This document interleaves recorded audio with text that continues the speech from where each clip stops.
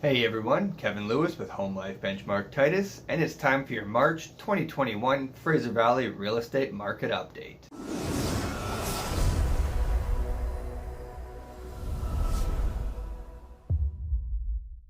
So it's been half a year where we've been in the Fraser Valley real estate market, with every month in the last 6 months setting a record for that month for the total number of sales. All of this is happening during the biggest pandemic of our lifetime, and a lot of people are left saying, well, why is this happening? Today we're going to touch on some of the reasons why this might be happening, as well as, of course, some of the stats as from February 2021 that we're going to touch on, and a little outlook into the future of some different scenarios of what may happen in the future. So stick around and you'll get answers to all of these questions. And of course, if you have any other questions, be sure to ask in the comments below. I'm always on top of these comments and I always answer as quickly as I can.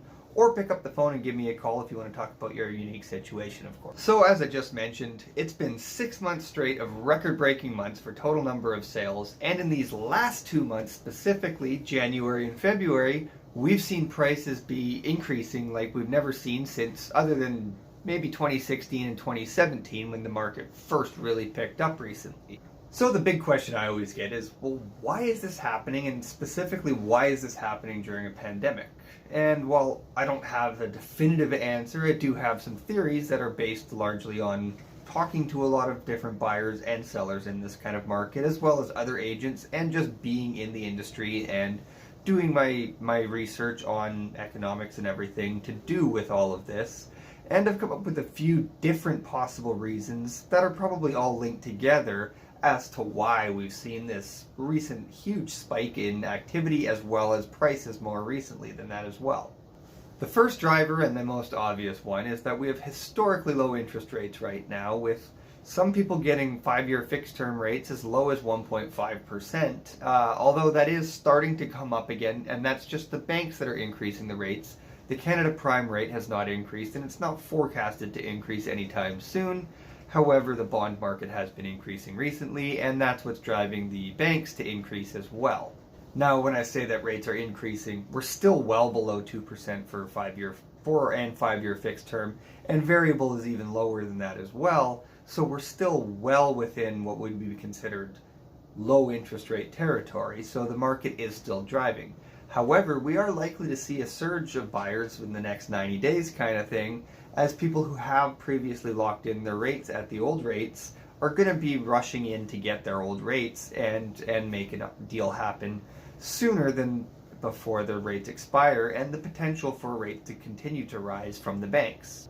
If you add the historically low interest rates with the recent shift of lifestyle change that we've all had to adapt to during this pandemic, more and more time is spent at home, and more people are getting used to spending more time at home and want more space. So the simple matter is, detached homes have been driving the market because, of course, they offer the most amount of space out of all of the types of homes, being detached, townhouse, and condo for the most part. Of course, there is row homes, which is kind of in between townhouse and condo, and some one-level townhouses, which is kind of a hybrid of condos and townhouses. But for the most part, 99% of the homes we're talking about fall into the 3 main categories. Because detached homes have been increasing in price, that will always pull up townhomes with them. As I've talked about many times in the last few months, condos have been lagging behind, although we are certainly starting to see prices increase. Some areas as much as $50,000 over the last couple of months for a $400,000 house, now selling for, or condo, sorry, now selling for about $450,000 in some areas like Langley, parts of Surrey, and even Abbotsford as well. All of this is probably due to the big shift in lifestyle, like I'd said previously, that more and more people are wanting these detached homes, and as the market tends to act as a whole, detached homes go up, townhomes will follow, and condos will typically follow after that. And that same wave is going to be happening from the west all the way to the east. So as Vancouver is typically going to be the first place we really see prices start to rise, it's going to shift west in that same kind of wave as the townhouses and condos. So you could look at it almost as 3 different waves coming through for each type of home. Abbotsford and Chilliwack tend to see the new homes come up at the last.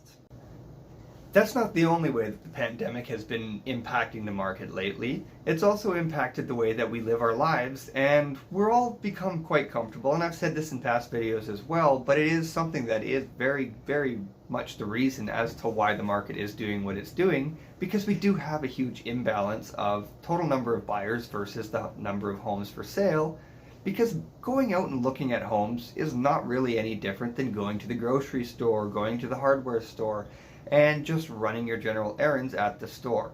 Everybody's distancing, everybody's wearing masks, using their hand sanitizer, and keeping a safe distance, and we've all grown accustomed to that over the last year, and the majority of us feel quite comfortable. Going into another person's home in order to look at it and potentially buy it is very much the same thing. Now, counter to that is the seller's side, where for the past 6 months specifically, we've been on a fairly strict, I don't want to call it a lockdown, but that's basically what it has been in many ways as far as our own homes go, where we've been instructed from the government not to have friends and family come into our home.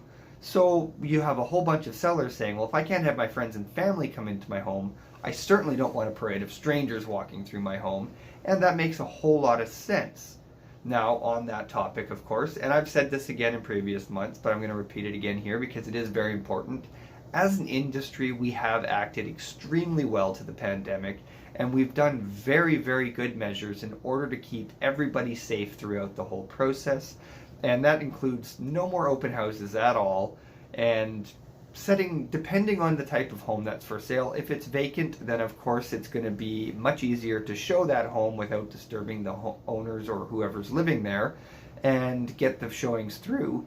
But where we have homes that are occupied, whether it's by the owner or by a tenant, we're typically getting windows of time to show so that the owners can get out of their house. They're not going to have to clean after every time some new person comes through their home throughout the day in order to live their lives. It's just going to be a good clean after each of these windows in order to stay safe. And during these windows, we're making sure to keep our distance, one group through at a time, and the group size for the buyers has been very limited lately as well. We're asking only the decision makers to come through the homes, as we don't need to have aunts and uncles and mums and dads and the children and the cousins all coming to check out the home as well, as they're not the ones that are purchasing it. We can make accommodations to have them come and check after we have an accepted offer, if we put subjects on an offer, of course. But for the initial showings, we're sticking to the core decision makers for the showings. As we continue to get more vaccinations and more people vaccinated and life begins to come back to normal, I certainly expect the market to become much more normal as more homes come on the market and more people will be more comfortable putting their homes on the market. That's going to cause things to normalize, and depending on how quickly that happens, if it's within the next couple of months that we really start to see some more normalization in our day-to-day lives, I would suspect we're going to see more and more listings come up to try to take advantage of the higher prices that we have recently. And those more listings are going to cause prices to stabilize. If prices continue to rise for the next 6 months kind of thing until we expect to have all the vaccinations ready, and we don't see listings catch up, we're going to see those prices continue to rise, and I would not be surprised once we start to see the inventory build up if we do see a small price correction back down. It's certainly possible that prices could come back to where they are today, maybe come back to where they were a month ago, but I would speculate that, again, depending on how long it is, there's a very good chance that where prices are today is possibly the lowest prices will be in general. Of course, there's going to be some outliers to this rule, and less desirable properties that are currently selling around the same as similar properties that are in much better condition. Those will likely come down in price in the near future once we start to build up some inventory. But the average house will likely remain fairly close to where prices are today, give or take a few percent, depending on what the future holds for us. Another important stat to take note of is that 76 out of 100 homes listed in the month of February were sold. So what this means is that a typical market, we're expecting somewhere between 12 and 20 out of every 100 homes listed to sell. That's what we're going to consider to be a balanced market. So anything above that 20 out of every 100 homes is putting us into more and more of what we call a seller's market. We of course call it a seller's market because the sellers have more control over what the situation will be for those homes, as there's several buyers for every one home for sale. The opposite, of course, would be a buyer's market, where there's 10 homes for every buyer on the market right now, which we haven't been in buyer's market territory for like the last 6 years kind of thing. We have dipped into balanced territory for a while, and in comparison to the seller's market that we had in 2016, 17, and 18, and now, that balanced market certainly does feel more like a buyer's market because we've been in here for so long, but that's just simply not the case. Where we are now is a seller's market, no question about it. However, we were in more of a seller's market, if you want to measure it that way, back in 2017, where we were actually seeing more homes sell than homes that were listed in a given month. It's this same discrepancy that's caused prices to increase over the last 2 months, as well as when buyers simply are competing with more buyers for the same house. Of course, the buyer with the highest bid is most likely to win it. Other terms on the contract do certainly come into effect, such as dates, or maybe the seller even wants to rent the property back, or wants to guarantee that they can find a home and wants to add a clause that they can guarantee to find a home prior to agreeing to sell their home.